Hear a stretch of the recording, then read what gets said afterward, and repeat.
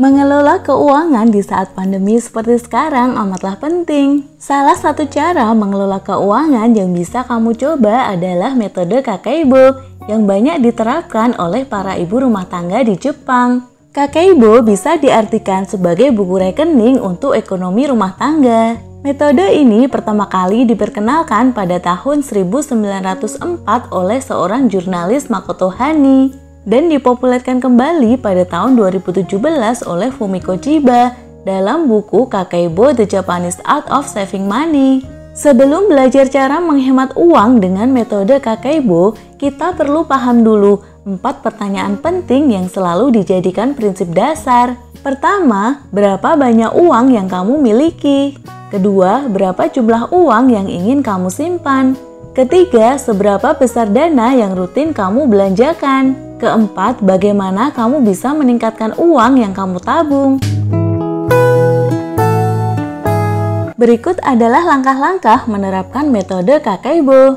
Pertama, membuat catatan di awal bulan. Tahapan pertama pada metode ini dimulai sejak awal bulan. Kamu harus menulis selengkap mungkin seluruh pemasukan serta pengeluaran tetap untuk bulan tersebut. Pengeluaran tetap bisa meliputi berbagai hal seperti biaya tempat tinggal, listrik, cicilan, biaya laundry, biaya sekolah, dan biaya tetap lainnya. Setelah membuat catatan pengeluaran, kamu akan menemukan jumlah uang yang masih tersisa. Yang kedua, tentukan nominal untuk ditabung. Setelah menentukan seluruh pengeluaran bulanan, kamu harus langsung menentukan berapa besar nominal yang ingin ditabung dari uang sisa tersebut. Menentukan nominal untuk ditabung sejak awal adalah langkah yang sangat penting dalam metode ini agar kamu tidak kecolongan. Setelah itu, baru kamu bisa menggunakan uang sisanya untuk kebutuhan sehari-hari. Yang ketiga, buat catatan pengeluaran sehari-hari. Cara menghemat uang ala Kakeibo ini sangat bergantung pada pembukuan termasuk pembukuan pengeluaran harian. Ada 4 kategori penting dalam pembagian pengeluaran ala teknik Kakeibo.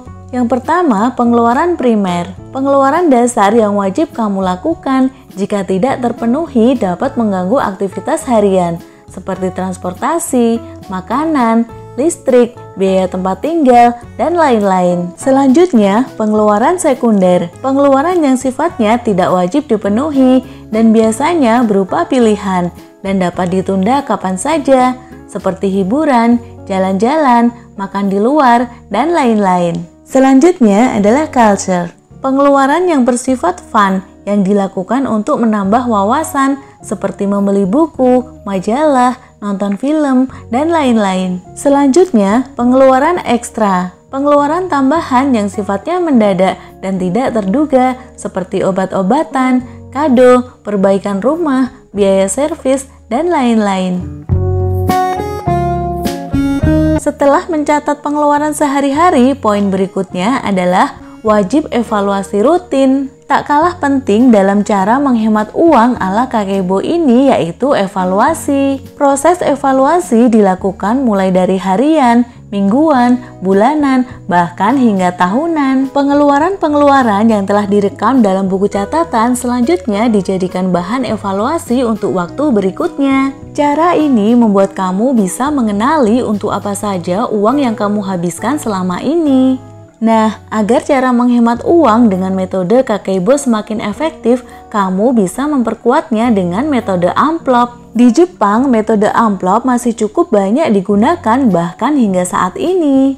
Pada dasarnya, metode ini mengharuskan kamu membagi pos-pos anggaran ke dalam sejumlah amplop yang telah dilabeli sesuai kategori. Kemudian, kamu hanya perlu memasukkan nominal yang dianggarkan untuk setiap kategori ke dalam amplop tersebut. Jika uang dalam amplop tersebut habis sebelum waktunya, berarti anggaran untuk kategori tersebut sudah habis. Sangat disarankan untuk tidak mengambil anggaran dari kategori lainnya jika anggaran untuk kategori tersebut telah habis.